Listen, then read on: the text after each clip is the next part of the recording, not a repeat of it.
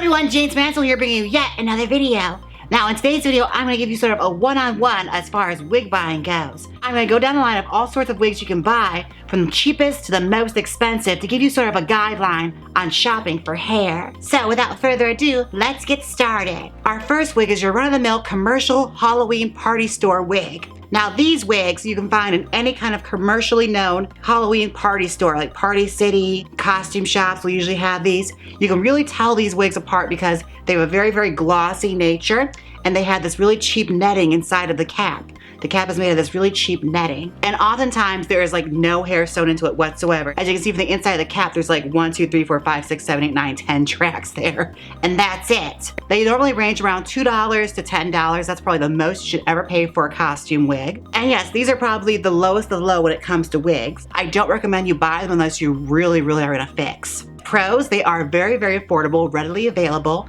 Cons, they tangle like crazy. It's very, very cheap fibers that make up the hair. You'll probably only get about 1 or 2 uses out of it. So they're really more con than they are pro. And stepping up a bit more in the quality, we are going to go to our next type of wig you can get. This is, of course, another costume wig. It's made for costuming and cosplaying. It is the Cosplay Wig. This one is a higher end cosplay wig from Arta Wigs. You can tell because it has lots and lots of tracks that the quality is really improved. It has a full-on wig cap.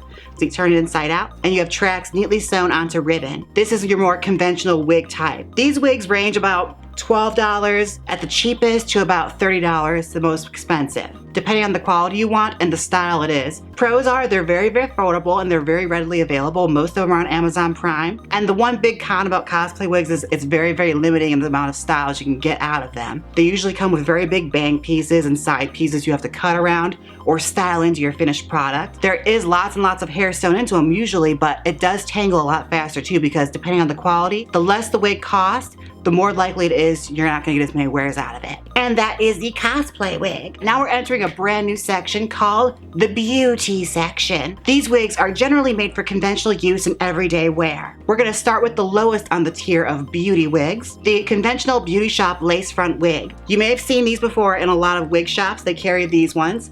This is really, really old. These are actually what I used to wear back when I first started doing drag. I wore a lot of these on RuPaul's Drag Race. I haven't bought a wig like this in a few years. But yeah, they come in very, very long styles and lots of colors. That's a big pro. But the cons start on the inside. Let me show you. Turn it inside out. As you see, there's lots of wefting on here. It comes in a conventional, wig cap with the ribbon and the track sewn onto it. You see the lace front here. The lace is very, very small on it. The sideburns usually end about right here. They don't cover all the way down to where my hairline stops. That's a huge con for me. As well as the lace is always very, very deep colored laces, so it's really, really hard to blend in with you unless you contour really, really hard. Not to mention the cheap quality of the hair, it tangles up so fast, so you're not gonna get too many wears out of it, and you can't really revive it. I've tried several times to revive these wigs and they do not have a long lifespan. They usually end up as ponytails or as bumps. These guys tend to range from about, I wanna say $30 cheapest to about $45 to $50 maximum price. You should not pay any more than that. I recommend you haggle with the lady that's selling it if she's trying to charge you any more than that. Our next wig is the full wig. Now these ones, you might see them, it may be a little confusing for you in this world that's so used to lace fronts. This is a full wig. It has a bang built in and it has a full cap. I'll show you the inside. They don't have a lace front on them because I'll school you a little bit on how they work. See, tracks sewn onto a ribbon, lots and lots of tracks, ribbon cap, and a full crown of hair wefted into the cap as well. These full wigs were actually really, really popular in the 1950s, 60s, and 70s. They were worn by a lot of country singers, so you can tell I got this in Louisville, and from the looks of the style, you certainly can tell she is a powerful country mullet. This is actually made to be worn all the way up towards your bangs, with your bangs hanging out and combed in to blend in with the wig, using the front of your hairline to disguise the wig. You can still use stay if you have long hair, it's just you have to make sure your hair color matches this wig. So yeah, that's a very old school method of wig wearing. Fun. And next up on our beauty wigs is one I'm sure all of you are familiar with. It is the run-of-the-mill Amazon online available wig. If you have an Amazon Prime, I'm certain you've come across them. It is synthetic fibers, soft lace, that's how you can tell it's a higher quality wig. Flip it inside out, no ribbon cap, a nice mesh cap with the track sewn in. With the ribbon caps, you're more likely to get side peakage and you can see hair underneath it if you don't wear a wig cap. And with these ones, they're generally factory made, usually synthetic fibers. The wig laces come in a lot better quality because you can dye them, so it's a lot more versatile. Not to mention they take the heat styling very, very well. The cons are with synthetic hair, these ones, they don't have a very terribly long lifespan and you have to really, really take care of them if you style them. And the second you tease a synthetic wig, it is ruined. That's the general rule of how hair works. But these ones are a little bit better because you can get it back to a workable or pliable style with steam treatments, steaming it straight, and of course restyling it. You'll be able to do that for a few times. I want to say the maximum was probably about 8 or 9 times before the wig starts to break down and really look janky. Now, that is your conventional synthetic wig. And last but not least is a human hair wig.